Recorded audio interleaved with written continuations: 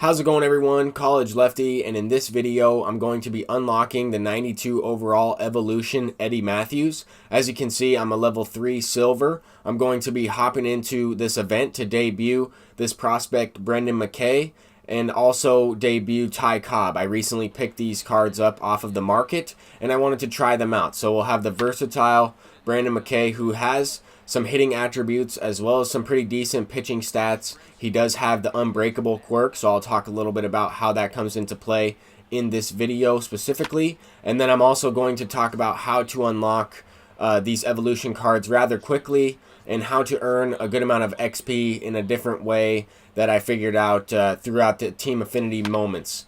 And as well as the creative players, some things I talked about in previous videos. But you can earn a lot of XP by completing some of those things. As you move up through the silver tier, it's going to be a little bit more challenging because you won't have the live series collection XP. You won't have some of those moments that you're looking to complete. You won't have some of the conquest XP to unlock. Once again, there's a variety of ways you can earn XP, but you also get a lot of XP by just playing the game. If you score a lot of runs in short 3-inning games and you play a lot of them, then you'll be able to get, a few thousand XP per 3-inning game, and that will certainly help you along the XP reward path. But I wanted to show you guys some event highlights. So far, I haven't gotten anything going with either of the players that I'm trying to debut. Brendan McKay has pitched pretty well. He's been able to go through the first inning. Here he hits a home run in his debut, so he is batting in the leadoff spot. I wanted to try to get him at least 2 at-bats. You saw I lined out or popped up to center field.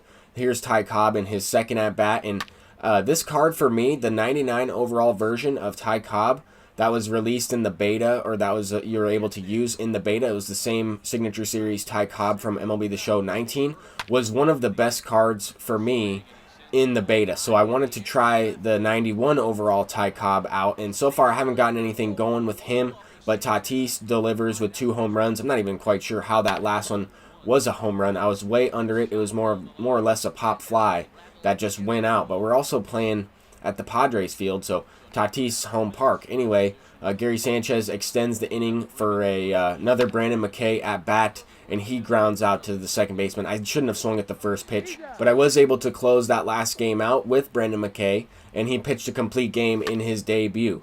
So that's pretty nice. That's going to come into play a little bit later with the stamina after this game, because this is one game in between, and I plan on using him one more time. So I want to test out that unbreakable quirk a little bit more. I did make a video on that quirk. I believe it's the most underrated quirk in the game, simply because I don't think many people knew about it before this last week or so. I certainly didn't know about it with only Greg Maddux having the quirk in the game before. But look at Reggie Jackson. Reggie Jackson on a play at the plate, making a weird animation grab and then throwing the guy out on a perfect throw. So he's not known for his fielding, that's for sure, but he does get the job done as well as at the plate. Look at this. A 3-run shot from Reggie Jackson facing a lefty, and he pretty much puts the team on his back in this video, throwing the tying run out at the plate and then hitting a 3-run homer to get that last win. Now we are going up against another player, and we're using Brendan McKay once again. He had full energy after throwing a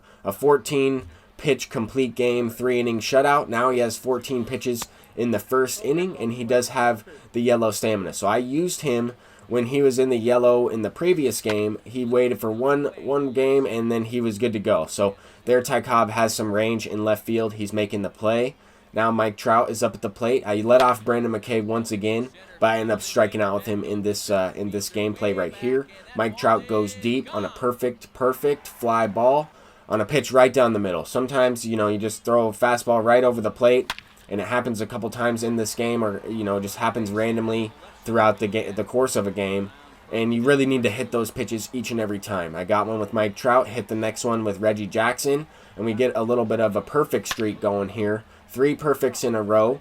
Josh Bell is smacking a base knock through the right side, but too hard, not slow enough to score Reggie Jackson from second base. Ty Cobb up at the plate once again, and he blows the streak of perfect hits, but at the same time, he's able to put the ball in play. The reason why I picked up that card is because he's 99 speed. He's got decent defense. He has good enough reaction to have really nice range out there, and also he's a contact hitter with really high vision.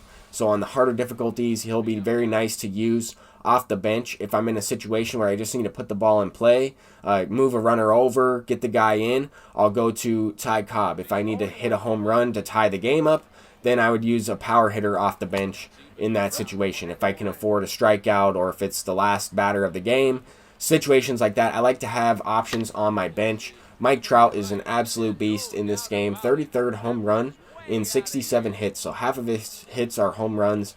Absolutely incredible card. We're 0 for with Ty Cobb. Here he's going to hit into what could have been a double play. Don't really know what happened. He might have reacted to the right with his left stick and caused the first baseman to go right to first base, and then he just tried to get the guy out at home. I'm not really sure. If he would have just went to second to first, he probably would have been able to get the double play.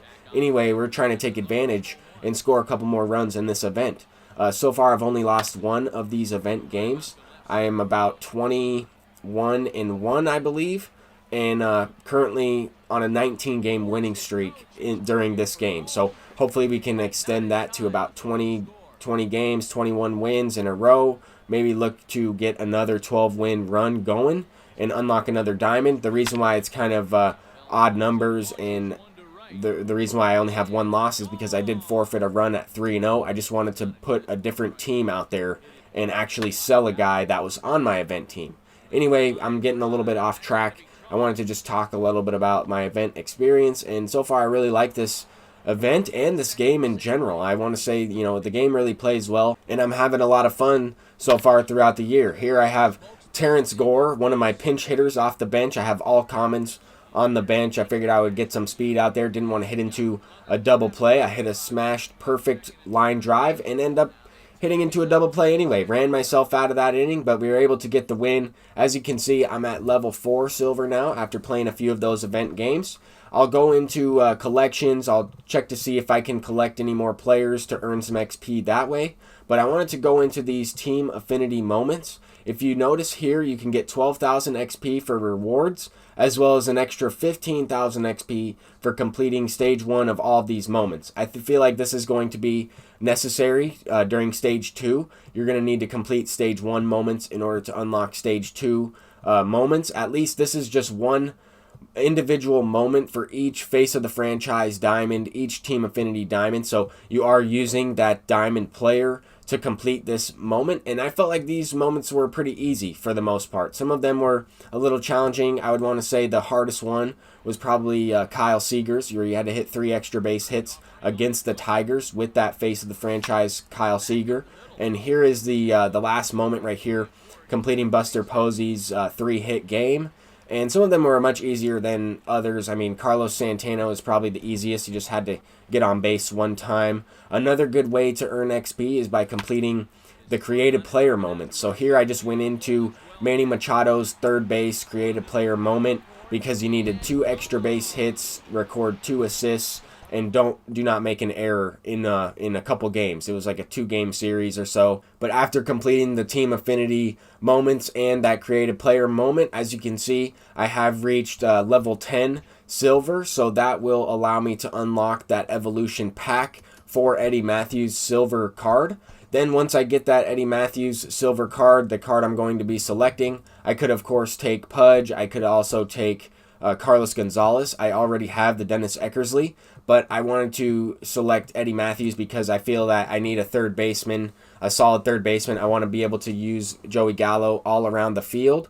But anyway, I've took those couple of gold cards for level 5, and then here's level 10. Once you lock this card in or select whichever evolution card you would like, you unlock new moments. As you can see there at the top left, new moments have been unlocked. You go ahead into the evolution moments, complete those, and then you can do an online mission for the remaining 10 stars that you need, or the 10 program points that you need for this evolution Eddie Mathews or whichever card you chose.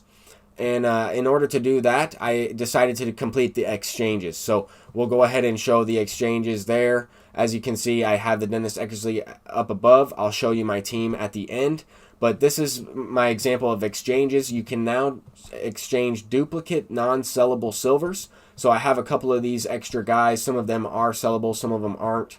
and I decided to go ahead and pick the right guys. I didn't want to exchange any gold cards for this simply because I have a good amount of stubs. I would just buy 74 overall bronze cards or 79 overall silvers. I ended up just going through and exchanging all the other bronze cards that I had. I didn't really want to spend any more stubs, but there he is, 92 overall Eddie Mathews. So he'll be plugged in to the lineup, and then I'll also have a screenshot of my team right here. So I plugged in Eddie Mathews at third base. I moved around the lineup a little bit. So you have Joey Gallo, Mike Trout, Reggie Jackson, Pablo Sanchez, Eddie Mathews, Gleyber Torres, Juan Soto, Fernando Tatis. The bench is looking pretty good with a couple power hitters, a couple speed guys as well. A nice switch hitter with solid power. I uploaded a update on Twitter yesterday, but then over the course of the night, I picked up Casey Mize, prospect starting pitcher, and I kind of mixed up my rotation. I also have Greg Maddux and Blake Snell to mix in there for the 5-man rotation, but that is going to be the squad, and I'll debut that Casey Mize here pretty soon. But I hope you guys enjoyed this video. Peace out.